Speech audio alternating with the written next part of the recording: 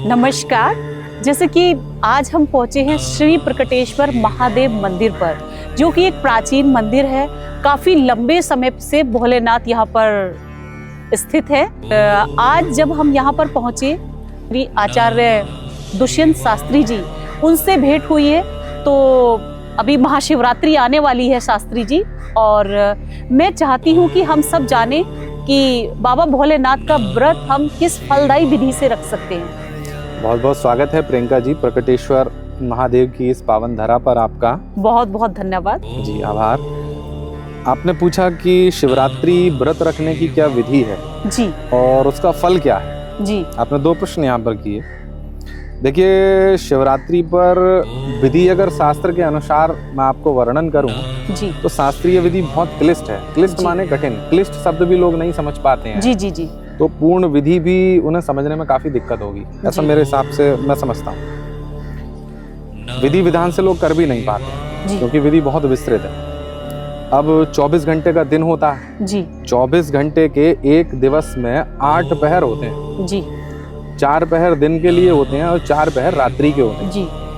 अब शिवरात्रि फाल्गुन मास के कृष्ण पक्ष की त्रयोदशी तिथि को आती है जी, यदि शिव महापुराण का आप अध्ययन करेंगे तो वहाँ माघ मास त्रयोदशी लिखी है जी, और वहीं स्टार के साथ में एक स्थिति बताई गई है कि माघ मास शुक्ल पक्ष जी, माघ मास शुक्ल पक्ष, हाँ, कि जो त्रयोदशी है जी, उसे आप फाल्गुन कृष्ण पक्ष की ही त्रयोदशी समझें, जी, ऐसा ग्रंथ बोलता। तो फाल्गुन मास के कृष्ण पक्ष की जो त्रयोदशी तिथि आती है उसमें हम शिवरात्रि महापर्व भगवान शिव की आराधना का पर्व विशेष मनाते हैं जी।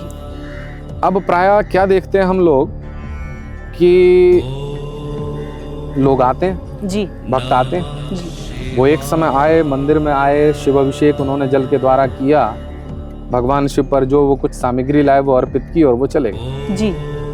अब एक बार मंदिर में आना, शिव का जलाभिषेक करना और चले जाना, ये एक प्रहर की सेवा हुई। जी जी जी। जबकि शिव की विशेष आराधना का, शिव की रात्रि का पूर्ण रूपेण यदि फल लेना तो पूरी रात्रि आपको व्रत करना पड़ेगा। जी जी, तभी वो 4 पहर कंप्लीट हो पाएंगे। जी, पूरी रात्रि आपको जागरण करना पड़ेगा। जी, शिवरात्रि तभी पूर्ण कर पाएंगे। जी, जी, तो आपको 4 प्रहर की पूरी सेवा पूजा भगवान शिव की करनी पड़ेगी जी। ऐसा शास्त्रीय विधान है। आपने शास्त्रीय विधान जानना चाहा। चारों प्रहर में आपको भगवान शिव का जलाभिषेक करना पड़ेगा जी, विभिन्न विभिन्न भांतियों से, गंधाक्षत द्रव्यों से। भगवान शिव को जो प्रिय पुष्प हैं, आक, मदार, ये सब इनके पुष्पों से भगवान शिव को आप पूजन कर सकते हैं। कनेर का पुष्प भगवान शिव को बहुत प्रिय है जी, कनेर का पुष्प समर्पित कर सकते हैं। आक का पुष्प समर्पित कर सकते हैं, जी, आकड़ा जिसे आप बोलते हैं, जी, जी, जी। उसके पत्ते को भी आप भगवान शिव को समर्पित कर सकते हैं। बेल पत्र, उसका पीछे की जो डंडी होती है उसको तोड़ करके आप भगवान शिव को आप अर्पित करें। बेल पत्र से भगवान बहुत प्रसन्न हो जाते हैं। त्रिदलम त्रिगुणाकारम त्रिनेत्रम चा त्रिधायुधम, भगवान शिव को आप बेल पत्र अर्पित करिए। बेल पत्र अर्पण करने की एक विधि मैं बताता हूँ। देखिए, ये एक पत्ता है जी, इसमें जब हम बेल पत्र लेते हैं तो पीछे ये एक डंडी होती है। हाँ जी, इस डंडी के अंदर ये जो पीछे का मोटा भाग है ये क्लिष्ट होता है जी, ये वज्र होता है। इसे भगवान शिव के ऊपर अर्पित नहीं करते। तो ऐसे कर कर इसको तोड़ दीजिए और फिर बेल पत्र को चिकनी तरफ से, जो ये अंदर की लेयर है, चिकनी तरफ से ऐसे भगवान शिव के ऊपर ऐसे अर्पित बेल पत्र किया जाता है। एक मेरा छोटा सा सवाल है आपसे। जी, जहाँ तक मैंने भी लोगों को मंदिरों में देखा है, इधर उधर देखा है, ऐसे मैंने किसी को देखा नहीं कि कोई डंडी तोड़ के चढ़ाता है। जिसको जैसे मिला वो वैसे जल अर्पित कर देता है। देखिए, ये वज्र की भांति माना जाता है जी, और जब तक आप इसे नहीं चढ़ाएंगे तो आप भगवान शिव का द्रोह कर देते हैं जी। तो इसे चढ़ाना, इस प्रकार से बेलपत्र चढ़ाना एक पाप अवस्था जी, उस प्रकार से नहीं व्यक्ति को अर्पित करना चाहिए जी। इसे तोड़ के ही हमेशा, जब पान आप लेते हैं तो पान के पीछे की डंडी और अग्रभाग को भी तोड़ दिया जाता है जी, क्योंकि वहाँ अलक्ष्मी का वास माना जाता है जी। तो वो भी नहीं अर्पित करते हैं उसे, ये तोड़ना पड़ता। शास्त्रीय विधान है। भगवान शिव जी बहुत ही भोले भाले देवता हैं। जी, जी, जी। हाँ, उनके ऊपर आप कुछ भी थोड़ा सा भी आप समर्पित कर दीजिए जी, तो भगवान शिव बहुत जल्दी प्रसन्न हो जाते हैं जी। तो ये बेलपत्र है जी, इस बेलपत्र के चढ़ाने का कितना लाभ होता है जी, आप ये भी नहीं समझती होंगी कि इसका एक बेलपत्र का कितना फायदा होता है। आप इसमें कितने पत्ते देख रहे हैं? 3 पत्ते देख रहे हैं जी। बेलपत्र चढ़ाने का शिव का मंत्र है जी। त्रिदलम त्रिगुणाकारम जी। त्रिनेत्रम च त्रिधायुतम जी। त्रिजन्म पाप संहारम विल्व पत्र शिवार्पणम। एक बेल का पत्ता चढ़ाने पर जी 3 जन्मों के पाप आपके शिव जला करके भस्म कर देते। एक बेल पत्र अर्पित कर, बहुत ही त्रिजन्म पाप संहारम। इतना लाभ शक्तिशाली और एक बेल पत्र शिव पर अर्पण करने का इतना फायदा। जी। भांग के पत्ते, जी। भांग आप शास्त्रीय पद्धति में देखेंगे तो उस नाम से आप भांग को नहीं खोज पाएंगे। जी। शास्त्र में जो नाम बेल पत्र का दिया है वहाँ विजया नाम से है। अब आप विजया ढूंढेंगे कि विजया कहाँ है, तो आप विजया ढूंढ ही नहीं पाएंगे। जैसा कि आपने कहा विजया, लोगों को जागरूकता नहीं है कि विजया क्या है। सबको मालूम है कि बाबा भोलेनाथ को तो भांग पसंद है। हाँ, तो वो भांग को शास्त्रीय पद्धति में विजया बोलते हैं। जी। विजया पत्रम समर्पयामी, जी। दूर्वांकुरान समर्पयामी। दूर्वांकुर माने दूब घास, जी। वो समझते हैं लोग, लेकिन विजया नहीं समझ पाते। जी। तो इसे अर्पण करने का बहुत लाभ है। एक प्रहर में आप बिल्व पत्र चढ़ाएं, एक पल में आप भगवान को कनेर का पुष्प चढ़ाएं, बेल चढ़ाएं, लेकिन जल हर बार चढ़ाएं। जल हर बार, क्योंकि शिव के ऊपर अभिषेक किया जाता है। जी। आपने पूछा कि शिवरात्रि के व्रत का महत्व क्या है। जी। देखो, मैं आपको एक बहुत छोटी सी कथा सुनाता हूँ कि शिवरात्रि के रात्रि में धोखे से भी यदि आपसे व्रत हो जाए, जी। आप जान के कर रहे हैं कि शिवरात्रि आ गई है, व्रत कर लेना चाहिए जी, शिव जी, के जी। लिए, अच्छी बात है, लेकिन आपसे धोखे में भी यदि शिवरात्रि का व्रत हो जाए जी। तो कितना आपको लाभ हो सकता है। एक कथा ग्रंथ में आती है शिव महापुराण में जी। कि एक गुरुद्रोह नाम का व्याघ्र था। जी। व्याघ्र माने शिकारी। जी। एक बार उसका बहुत बड़ा परिवार था। जी। बड़ा परिवार था, शिकार खेलता था और उसी से उधर भरण पोषण करता था, खाते पीते थे वो। जी। एक बार उसकी पत्नी, उसके बच्चे उसको बोले कि हमको बहुत भूख लगी है, जी। हमें कुछ खाने को दो भाई, जी। कुछ शिकार विकार लाओ कुछ कर करके। जी। जी। तो उसने अपना धनुष उठाया और शिकार करने के लिए जंगल में चला गया। व्याघ्र ने धनुष उठाया जी। हिरनी को मारने के लिए। जी। जैसे ही हिरनी को मारने के लिए उसने धनुष उठाया, जी। तो अचानक उसके हाथ से थोड़ा सा जल गिर करके नीचे भगवान शिव का शिवलिंग था। जी। और वो जानता नहीं था नीचे शिवलिंग है। जी। उस शिवलिंग के ऊपर अचानक उसके बिना जाने जल अर्पित हो गया। जी। और जैसे ही उसने प्रत्यंता चढ़ाई तो उस बेल के कुछ पत्र टूट करके नीचे गिर नीचे गए। गिर गए। पत्ते नीचे गिरे, जल उस शिवलिंग के ऊपर अर्पित हो गया। तो उस व्याघ्र से, जी। उस शिकारी से बिना चाहे अनजाने में भगवान शिव के प्रथम पहर की पूजा हो गई। जी। अब जैसे ही पत्ते टूट करके नीचे गिरे, खड़खड़ाहट हुई। जी। नीचे हिरनी ने ऊपर देखा, जी। शिकारी बैठा, व्याघ्र बैठा। जी। तुरंत उस हिरनी ने पूछा उस व्याघ्र को कि अरे व्याघ्र, तू क्या करना चाहता? जी। बोले, आज मैं तुझे मार करके अपने परिवार का पोषण करूंगा। जी। हिरनी बोली, ये तो मेरा सौभाग्य है मेरे शरीर का जी। कि मेरा शरीर किसी के पोषण के काम आए। जी। लेकिन देख भाई व्याघ्र, तू थोड़ी सी दया मेरे ऊपर कर कि कुछ समय के लिए मुझे मेरे घर जाने दे। जी। मैं जाकर के एक बार अपने बच्चों को उनके पिता को समर्पित कराऊं। जी। एक बार मैं उनसे मिल आऊं जी। और फिर जब मैं लौट करके आऊं तो तू मुझे मार लेना। जी। व्याघ्र को विश्वास नहीं हुआ। जी। उसने अनेक प्रकार के शास्त्रीय चर्चाएं वहां पर की कि देख व्याघ्र, यदि मैं न लौट करके आऊं तो मुझे इस प्रकार से पाप लग जाए। जी। यदि मेरी बात पूर्ण रूपेण सत्य ना हो तो मुझे ऐसा पाप लगे। उसने बहुत कथाएं बताई। जी। व्याघ्र को उसकी बात पर विश्वास हो गया। जी। व्याघ्र ने उसको जाने दिया। जी। थोड़ा समय और व्यतीत हुआ।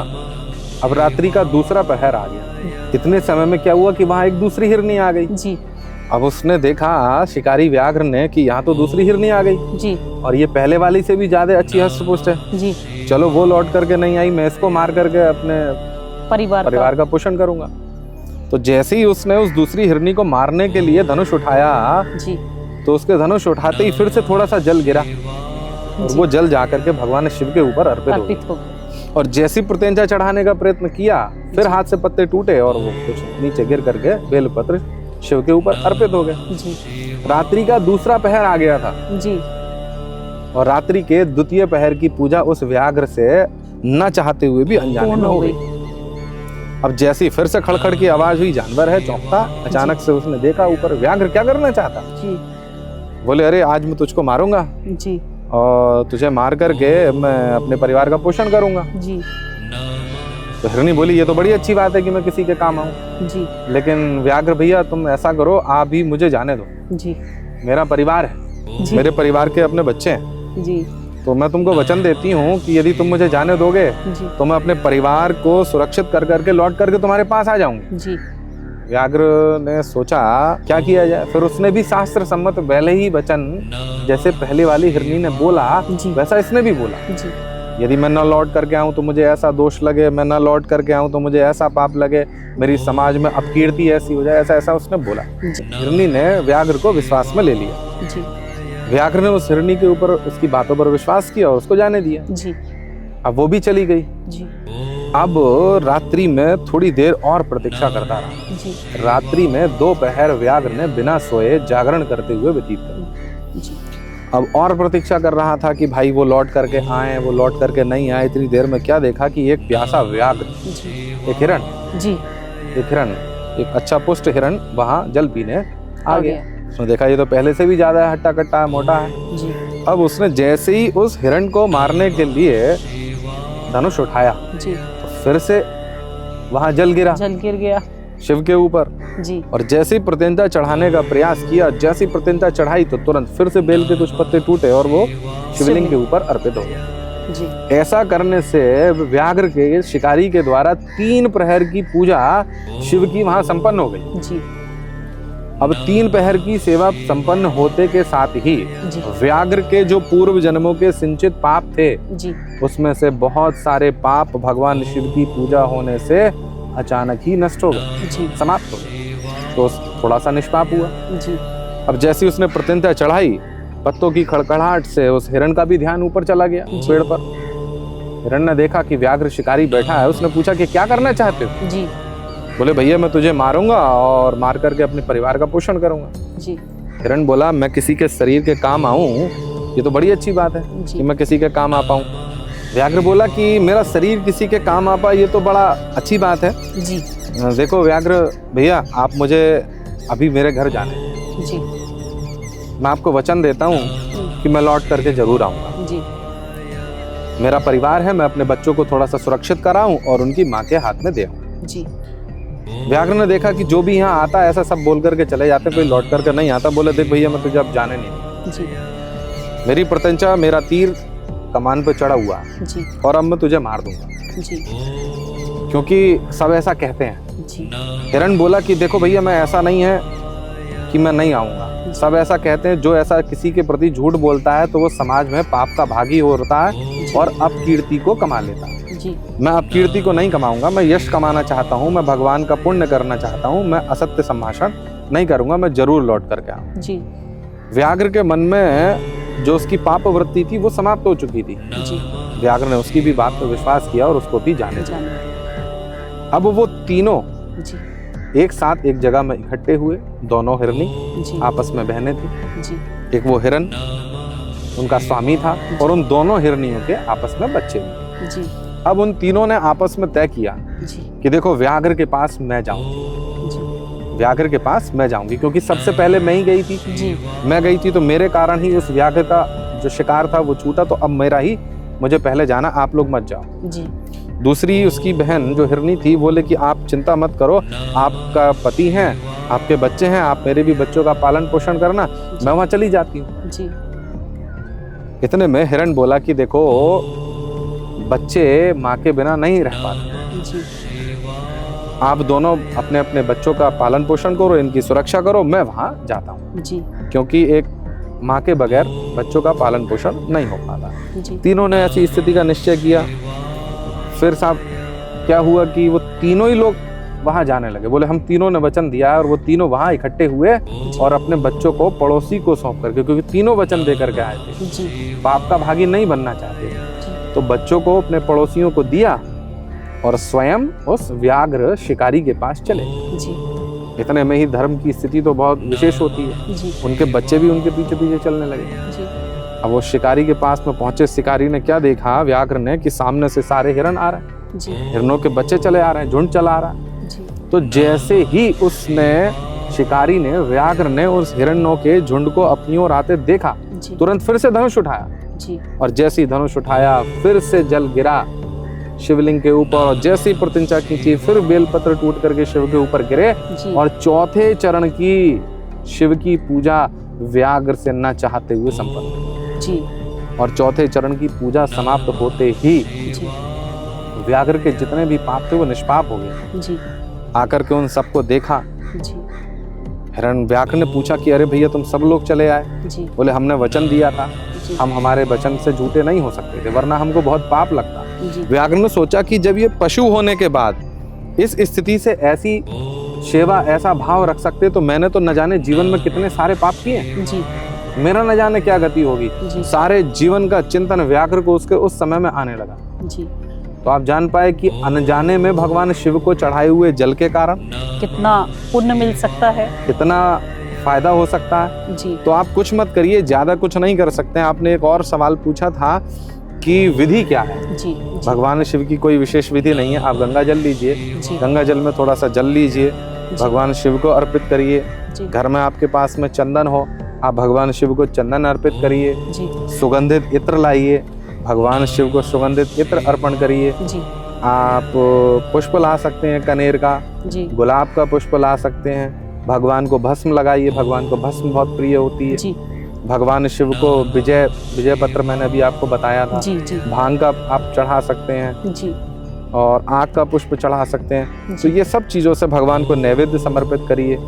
भगवान को जल समर्पित करिए, भगवान को द्रव्य दक्षिणा समर्पित करिए। जी जिन प्रकार से आप जानते हैं, धूप दीप से आप आरती भगवान शिव की उतारिए। जी इसके द्वारा भगवान शिव बहुत प्रसन्न होते हैं। जी मंत्रों को यदि आप जानते हैं जी शिव के, तो आप उन मंत्र विशेष से भगवान शिव का अर्चन करिए। जी भगवान शिव इनसे बहुत प्रसन्न होते हैं। जी बहुत ही सुंदर, बहुत ही रोचक और बहुत ही महत्वपूर्ण कहानी आपने मुझे सुनाई भगवान शिव की, और बहुत ही अच्छे से आपने व्रत की विधि को बताया है। और मैं आशा करती हूँ कि सब लोग इस विधि को जरूर अपनाएंगे, और बाबा भोलेनाथ को प्रसन्न करने की सभी लोग कोशिश करते हैं। तो जय सीताराम, जय जय सिया राम, जय जय सिया राम।